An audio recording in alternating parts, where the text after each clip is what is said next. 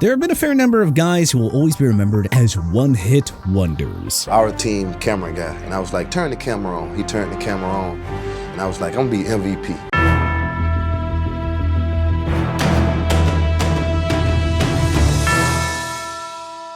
In the world of football, there are few things stranger than a one-hit wonder. Here are the 10 biggest one-hit wonders in the history of the NFC. Robert Griffin III.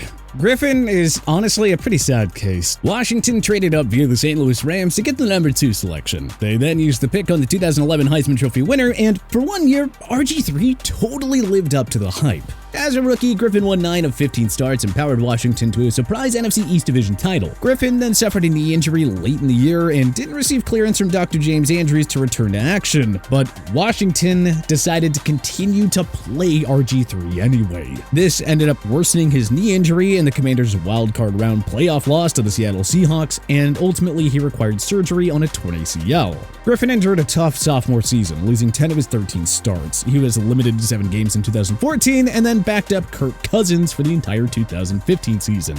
A 1-year stop with the Cleveland Browns did nothing to save RG3's career. Griffin then spent 3 seasons as Lamar Jackson's backup in Baltimore from 2018 to 2020 before finding himself out of football altogether. More than a decade later, we are left wondering what could have happened if Washington didn't terribly mishandle Griffin's health and knee injury.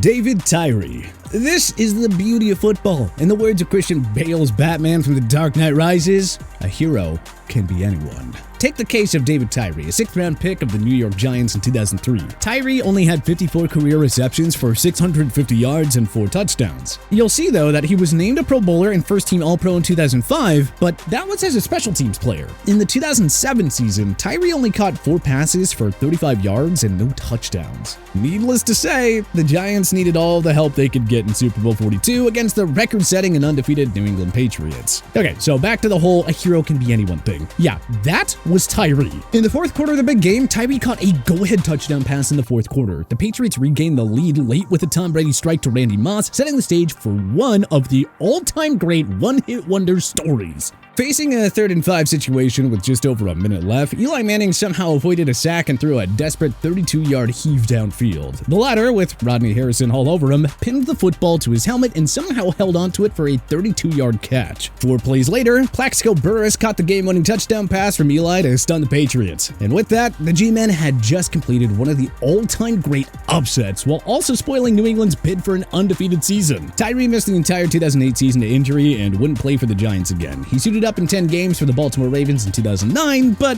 he didn't record a catch. And after that, Tyree proceeded to announce his retirement. Hey, if you're gonna be a one-hit wonder, you want to do it David Tyree style. Don Makowski. A few years before Brett Favre took over as the Green Bay Packers' new franchise face in 1992, Makowski looked like he would be the future in Titletown. For 1 year, that was. The number 255 selection of the 1987 NFL Draft showed the makings of a franchise signal caller in 1989. That year, he tossed a league-leading 4,318 passing yards and 27 touchdowns against 20 interceptions. Despite finishing with a 10-6 record, the Packers wound up missing out on the postseason. Makowski, for his efforts, earned Pro Bowl nods and second-team All-Pro nods. It turned out, though, it wasn't at all a breakout season for Makowski. He was never a full-time starter in the NFL again, never even hitting 2,000 passing yards in a single year again. Makowski lost his starting job for good when he went down with an ankle injury in a 1992 game against the Cincinnati Bengals. Brett Favre took over as the starter from there, and, well, the rest is history.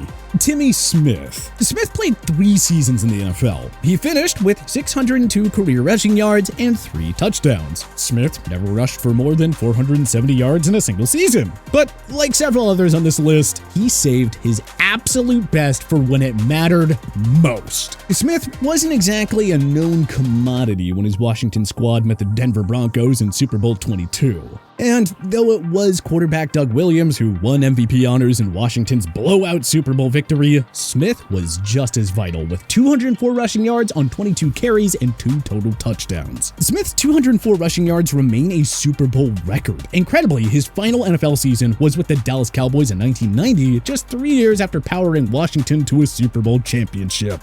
Turdel Middleton. The St. Louis Cardinals made the Memphis product a third-round pick at number 80 overall in 1977, but he was traded to the Green Bay Packers later that year. As a rookie, Middleton saw 35 carries for 97 yards. Then in 1978, Middleton went off for 1,116 yards and 11 touchdowns, earning the lone Pro Bowl nod of his career. Inexplicably, Middleton just never came close to performing like a star ever again. Over the next 3 years, his rushing totals were 495, 155, and 181. He spent one more year with the Tampa Bay Buccaneers in 1983, rushing for 4 yards on 2 carries before joining the Memphis Showboats in the USFL. Dexter Jackson. The Tampa Bay Buccaneers defense in the Tony Dungy/John Gruden era was simply one of the best ever. It featured Hall of Famers Warren Sapp, Derek Brooks, Rondé Barber, and John Lynch, plus 3-time Pro Bowler Simeon Rice. Yet, incredibly, none of these guys were the Super Bowl 37 MVP when the Buccaneers hammered the Raiders. Nope. In fact, the Super Bowl 37 MVP was none other than Dexter Jackson. Yeah, not exactly the biggest household name through the first 3 years of his career. Jackson was a 4th-round pick of the Buccaneers in 1999, but few people outside of Tampa surely knew much about Jackson before the biggest game of his life. Jackson was named MVP of the big game after tallying 2 interceptions, as the Bucs cruised to a 48-21 blowout win for their first championship in franchise history. Jackson joined the Arizona Cardinals for 1 year in 2003 before coming back to Tampa for 2 more seasons. He played for the Cincinnati Bengals from 2006 to 2008 before signing with Florida's United Football League team. For his career, Jackson didn't earn a single Pro Bowl or All-Pro nod. He had 17 total interceptions, 41 pass defenses, and 5 sacks. But he's still a living legend in Tampa because ultimately, Jackson saved his very best for the biggest game of his life. Michael Clayton.